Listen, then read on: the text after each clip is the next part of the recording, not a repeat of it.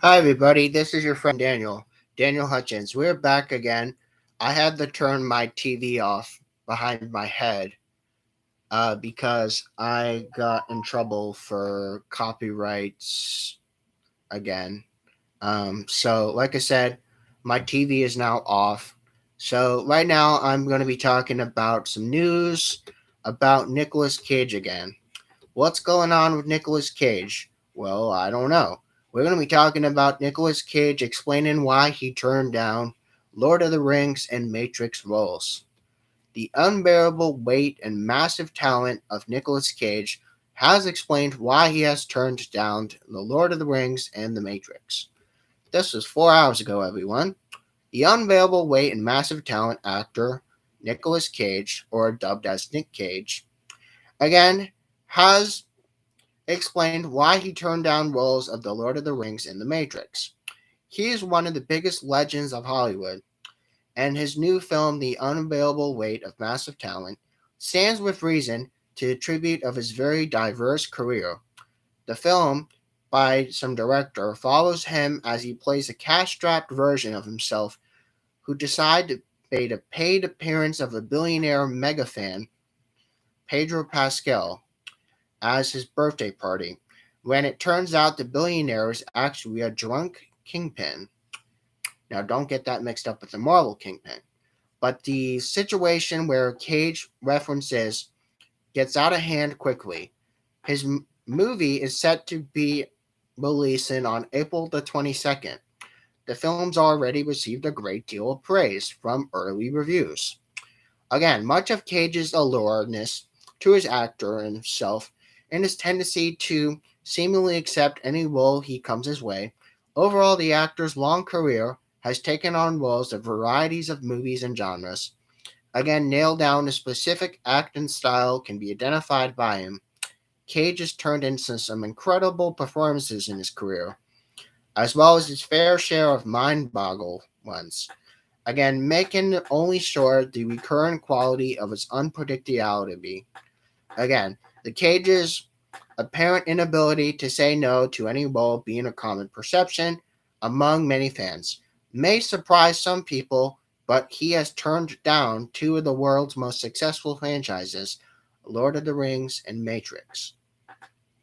Again, guys, recent interviews with People magazine have said Cage has revealed exactly why he turned down The Lord of the Rings and The Matrix. While the version of his talent has looked to the next film of reboot, his career, the real Cage always puts his family first. He states that with no version of him at all. This didn't put family first over his career. Again, quotes. For Cage, the fact that Lord of the Rings would have relocated him away in his family in New Zealand for 3 years, or Matrix would have done the same but in Australia, was not really worth an experience in those movies. You can see his quotes below. First and foremost, there is no version of Nick Cage in reality that doesn't want to spend time away from his children. There's no version of Nick Cage that didn't put family first over his career. I turned down The Lord of the Rings and The Matrix because I don't want to go to New Zealand and 3 years in Australia. Again, because I don't want to miss out on my family. He has a son, and that is a fact. Okay, Cage's reason for not joining such successful franchises was certainly commendable. His son would have been nearly 9 years old at the time The Lord of the Rings was filmed. This would certainly be an age gap that was hard for a child to be away with a parent for 3 years. Cage was rightfully concerned about this. Ultimately, it was the right decision. He's lucky enough to have a good relationship with his son and his family. Therefore, his career did not suffer only one bit. Again, you cannot help but wonder who Cage was and how he played in his movies and what kind of performance he would have turned in. Again, certainly would have altered trajectory to every franchise. And Cage's career has been starred in either of his movies. Again, no wonder why Cage is stated in playing himself an unbearable weight and massive talent. It's one of the hardest roles he's ever had to take on. Essentially, he's realistically playing himself and very different values. He seems to be someone with a nihilistic outlook on life. He's a real family man and is happy in his career the way he is. Despite not appearing to Lord of the Rings or The Matrix, Cage's career is certainly not one to always get celebrated by but some fans, but can be going on to see the unbearable weight of massive talent which opens later in the week. Again, guys, let me know your thoughts about that. Let me know your thoughts.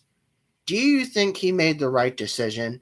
Do you feel like Nicolas Cage made the right decision by turning down the Lord of the Rings and the Matrix roles? Let me know your thoughts. Let me know your thoughts. I feel like that's pretty interesting. But again, let me know, and we are going to be talking about some more stuff. Yes, this is going to be Screen Rant and CBR. Okay, so you want to know the true nature of the Force Lightning of Emperor Palpatine. You want to know the Force Lightning true nature in Star Wars Emperor Palpatine? Well, I can tell you, 2 hours ago. In the late novel of Star Wars, we hint that the Force Lightning of Emperor Palpatine is thought of for the Sith. But the Force is the key to countless powers, primary abilities to allow them to exert will over others, to lash anger and aggression. This isn't the only way Sith have the subtlety. Palpatine has spent years operating in the shadows, without anyone in the universe knowing. Therefore, using the Force with care and precision, he doesn't attract the attention of the Jedi. But again, Palpatine's favorite trick was his flashiest, the Force Lightning. From the Force Lightning in the prequels, the original trilogy has showed him and other Sith using Force Lightning. Again, in The Rise of Skywalker, it has increased tenfold. Tenfold, guys. His Force Lightning has increased tenfold. And it has assembled to oppose the First Order in the very last movie, The Rise of the Skywalker. This has proved devastating because short-circuiting the ships he was attacking, electric systems, and living people's bodies and nervous systems. One scene from the Johnston's recent novel, Queen's Hope, has perhaps explained why Palpatine uses Force Lightning. You want to know more about Force Lightning? I can tell you. So Queen's Hope is just an unusual Star Wars novel which contains rare scenes of Palpatine from his perspective. It's set shortly after the Clone Wars, and it's one scene in a Palpatine slips into his sanctum to unleash his Force Lightning in a designed way that is absorbing his wrath and doesn't give himself away too much to the Jedis. Now, the concept is fascinating, but yet Force Lightning is essentially a manifestation of a Sith's anger and rage. This is also expanded in his way he acts and the way an emotional release. It's not indeed just a case, it's just how a Sith could grow almost addicted to the rush from Force Lightning. Again, guys, we saw Force Lightning many different times. We saw it in the prequels, we saw it in episode 6. We saw Force Lightning lots of times, guys. Again, this subtly reinterpretates the end of The Rise of Skywalker, suggesting that Palpatine might not well have been lying when he claimed to channel all the Sith. He just explains why there is no limit to hatred. He can blast out a whole force storm of Force Lightning. And look, nobody cares because most people are like, oh, I love the Force Lightning. Well, you don't really know what the Force Lightning is unless you actually look more into Force Lightning. You know what I'm saying? So not even the best Jedi are able to deflect it. And even in the best in their enemies, Palpatine, who is essentially a conduit to unlimited anger, cannot shut down. And so he was destroyed at the end of the Skywalker saga, which ends the lineage of anything else. Again, guys, let me know your thoughts about that. Let me know your thoughts about Palpatine's Force Lightning. and the meaning behind it. If you know any meaning behind these Palpatine's Force Lightning, let me know. Let me know in the comments. I really want to know. Again, guys, time check right now is 10 minutes. We're going to keep going. And my computer's kind of charging right now. It needs an hour and a half to charge. So, just so y'all aware. Okay. Okay, guys. Okay. Okay, you want to know more about Catwoman? Catwoman is very big right now. How Catwoman has pressured, influenced Zoe Kravitz to her Batman performance. Recently released art books about Zoe Kravitz described her pressure into becoming one of the best Catwomans. You want to know more about Catwoman? You came to the right place. 35 minutes ago. In the recent released art book for the Batman, Catwoman actress Zoe Kravitz describes the pressure she felt from legacy of past actors, who's portrayed the classic character in her own way, as Selina Kyle and Catwoman from the latest Batman film. She centered her hero as a way to solve the crimes perpetrated by the Riddler.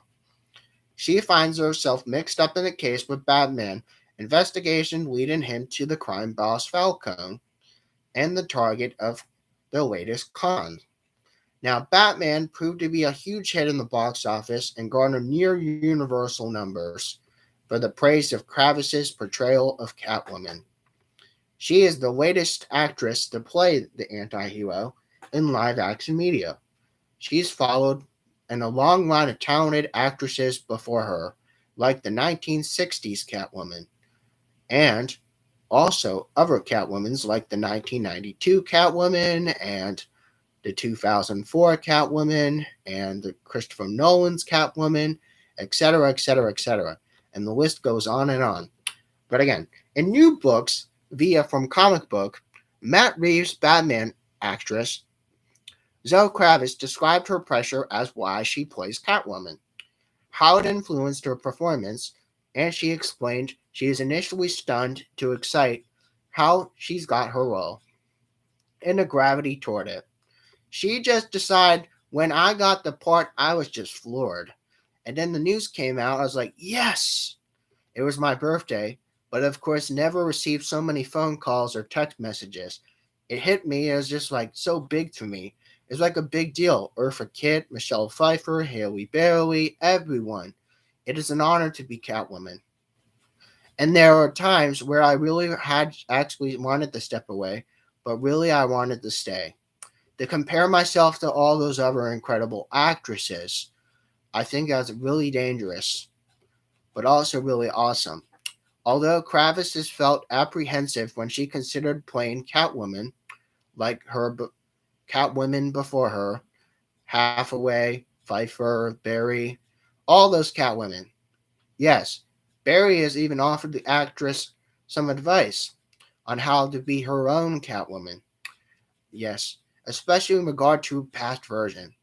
Instead, you dive into the physicality of her character driven, motivating her struggle, and her way in Gotham City. Again, you don't want to just be trapped and trying to say, oh, I want to be iconic, or oh, I want to be sexy. I really want to be a story about a woman who survived through hell, who survived from hell and back, and trying to figure out what to do next. So, as we were concerned, or she was concerned once, the weight of her past performances of the character, that had no pressure on her, and again, she was praised of her role. Again, this came before the breathe into some more life into the character. She lights up the screen in the depiction of a fiercely independent woman who had to fend for herself in an early age. You have to prove anything is right when Kravitz had turned into Catwoman. Again, guys, let me know your thoughts. Let me know your thoughts. Again, I think it's really cool. So, again, guys, we are going to be going over to our friend CBR. We're going to our friend CBR. Okay, guys, you want to go to CBR? Well, I'm on CBR. So we are on CBR, and we're going to be talking about some July releases. Yes, DC has just released some new releases for July. You want to know some more comic books that are coming out in July? Well, you came to the right place.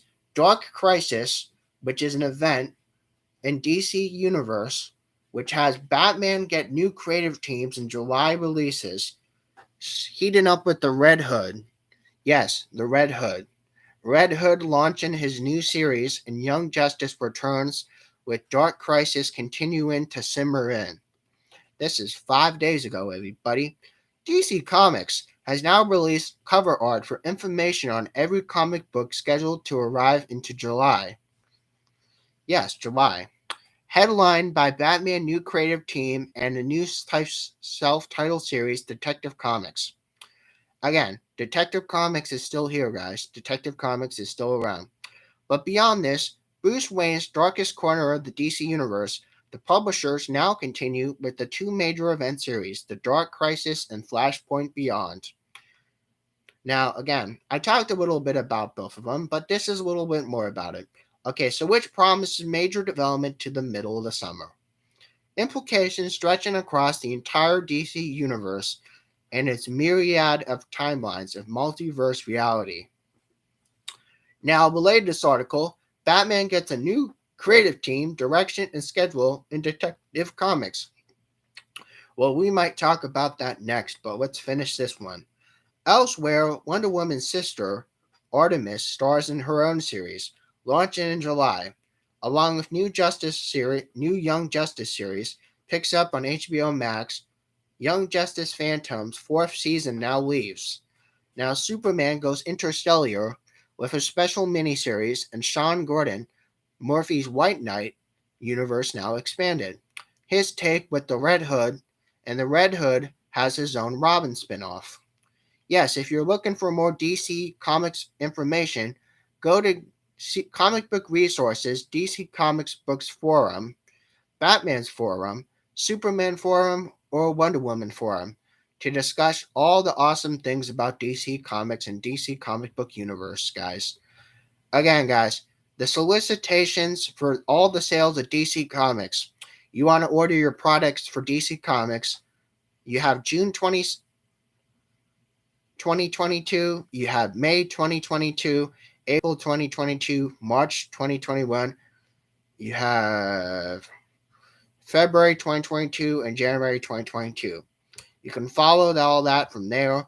And again, Batman number 125 is written by Chip Zdarsky, who is a Batman writer now.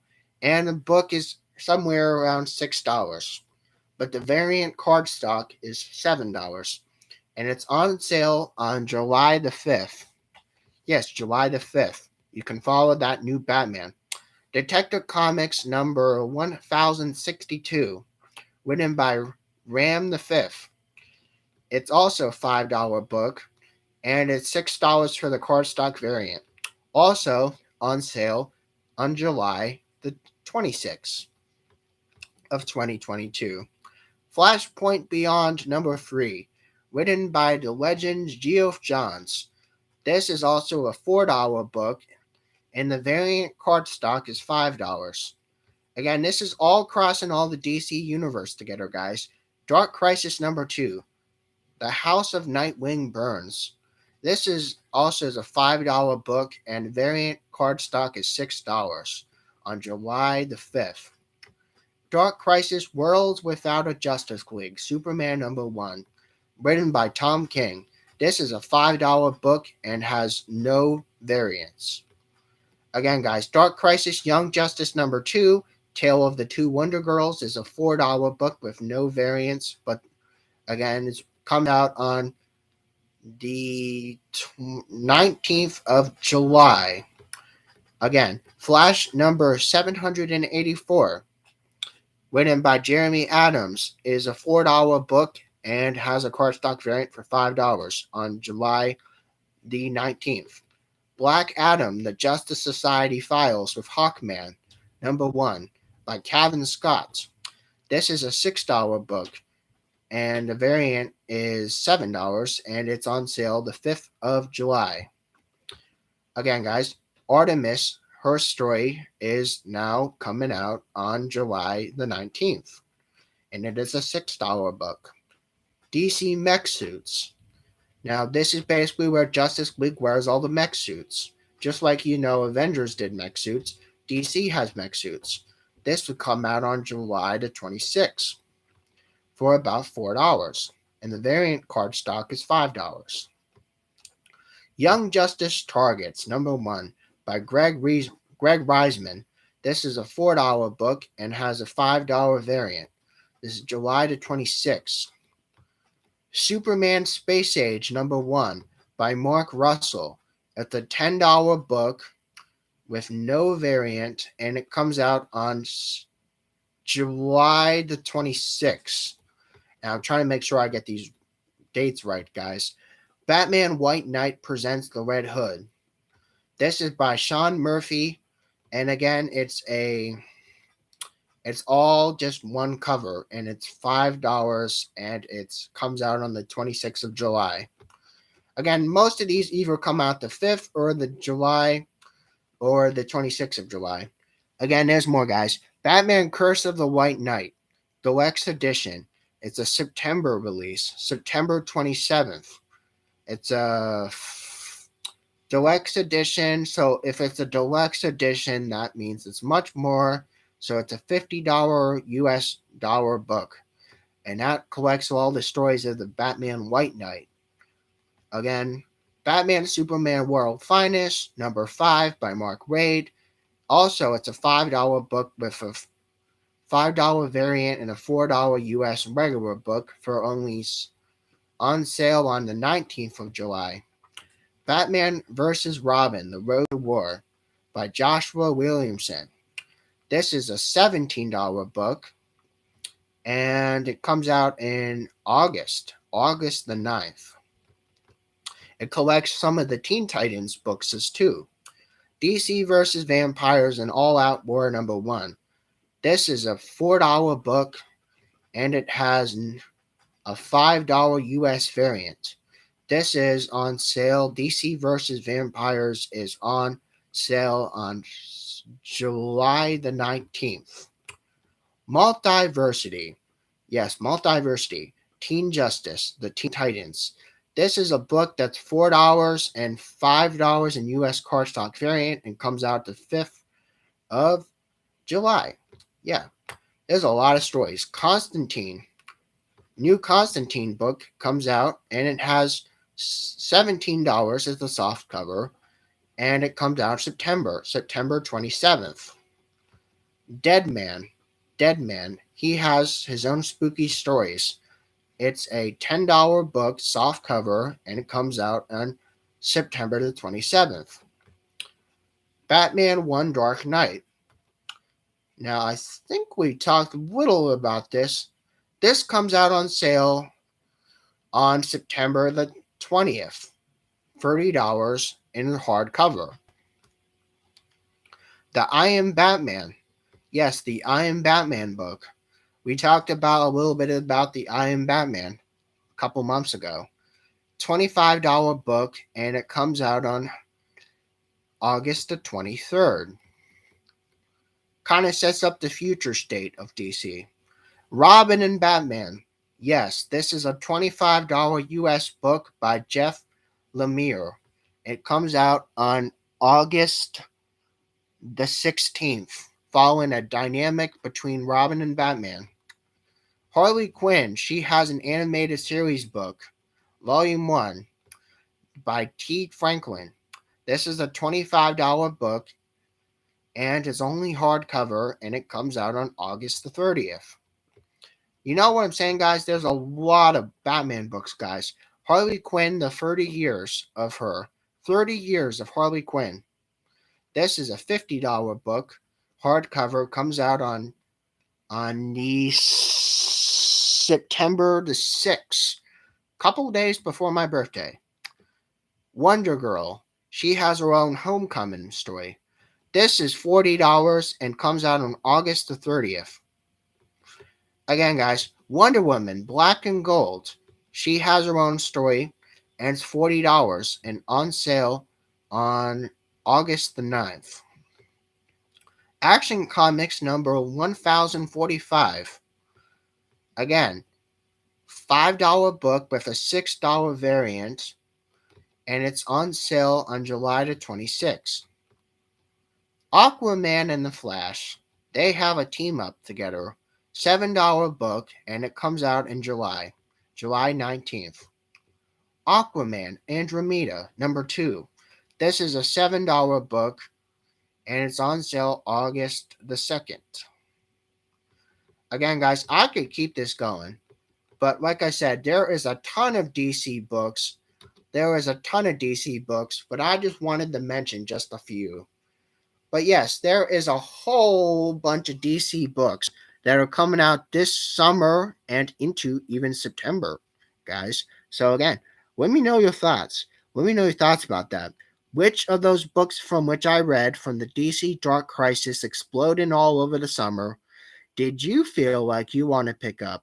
Let me know which one you're interested in and read that in the comment below. Which ones books are the most interesting to you? But like I said, I'm just hanging out. I'm probably going to have to put my laundry away because my laundry basket's actually full and it's clean. So I got to put that probably away. And I'll catch you guys a little later. See ya, everybody. Bye.